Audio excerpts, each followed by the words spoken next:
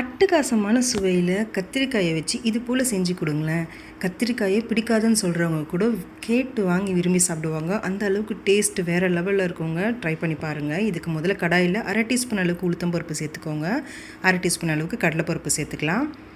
அடுத்து 2 table spoon அளவுக்கு வறுத்த வேர்க்கடலையை சேர்த்துருக்கேன். அடுத்ததாக காரத்துக்கு 3 வரமிளகாய் சேர்த்துக்கோங்க.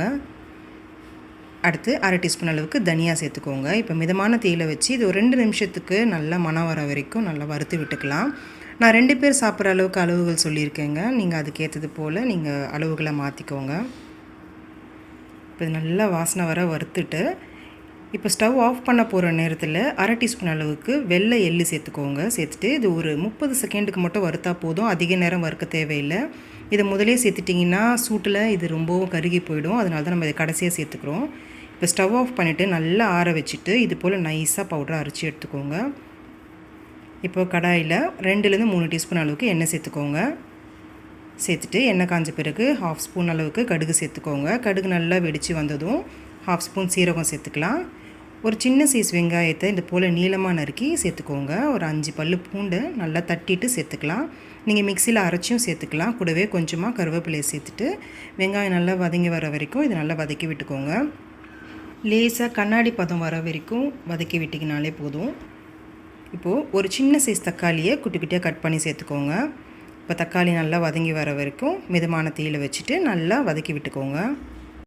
இப்போது 150 கிராம் அளவுக்கு கத்திரிக்காயை நான் நீளமாக நறுக்கி சேர்த்துருக்கேங்க. தேவையான அளவுக்கு உப்பு சேர்த்துக்கோங்க. நீங்கள் கத்திரிக்காயை குட்டி குட்டியாகவும் கட் பண்ணி சேர்த்துக்கலாம். இது கூடவே 1/2 ஸ்பூன் அளவுக்கு மஞ்சள் தூள் சேர்த்துக்கோங்க. காரத்துக்கு இன்னும் கொஞ்சம் 1/4 டீஸ்பூன் அளவுக்கு வெறும் மிளகாய் தூள் சேர்த்துருக்கேன். உங்களுக்கு தேவைன்னா சேர்த்துக்கோங்க. இல்லைனா வரமிளகாய் டேஸ்ட்டே போதும்னா இதை ஸ்கிப் பண்ணிக்கலாம். இப்போ இது நல்லா வதக்கி விட்டுக்கோங்க. கத்திரிக்காய் ரொம்பவும் ஈஸியாக வெந்து வந்துடும். ரொம்ப நேரம் வதக்கணும்னு அவசியம் கிடையாது. அதனால் இதை நல்லா கலந்து விட்டுட்டு 2 டேபிள் ஸ்பூன் அளவுக்கு மட்டும் தண்ணி சேர்த்துக்கலாம். கத்திரிக்காய் வெந்து வரத்துக்கு அதிக தண்ணி சேர்த்துட வேண்டாம். கொஞ்சமாக தண்ணி சேர்த்துட்டு இது நல்லா இப்போ கலந்து விட்டுக்கோங்க. லோ டு மீடியம் ஃப்ளேமில் வச்சு ஒரு 2 நிமிஷத்துக்கு இது நம்ம வேக வச்சுக்கலாம். மூடி போட்டு மூடி வச்சுடுங்க. இப்போ 2 நிமிஷம் கழித்து பாருங்கள், கத்திரிக்காய் நல்லா வெந்து வந்திருக்கும். இப்போ இதை நல்லா கலந்து விட்டுக்கோங்க. குழந்தைங்க இது போல் நீளமாக கத்திரிக்காய் பார்த்தா சாப்பிட மாட்டாங்க. அப்போது நீங்கள் சின்ன சின்னதாக கட் பண்ணி கூட சேர்த்துக்கோங்க. இப்போ நம்ம அரைச்சி வச்சுருக்க மசாலாவை சேர்த்துட்டு இது நல்லா கலந்து விட்டுக்கலாம். நீங்கள் ஸ்டவ் ஆஃப் பண்ணிவிட்டு கூட இதை கலந்து விடலாம். இது நல்லா மிக்ஸ் பண்ணிக்கோங்க. அடுத்ததாக இது கூட கொஞ்சமாக கொத்தமல்லி தூவிக்கோங்க. தூவிட்டு நம்ம வேக வச்சுருக்க சாதத்தை சேர்த்துட்டு இது நல்லா இப்போ மிக்ஸ் பண்ணி விட்டுக்கோங்க. அவ்வளோதாங்க, அட்டகாசமான சுவையில் கத்திரிக்காய் சாதம் ரெடி ஆகிடுச்சு.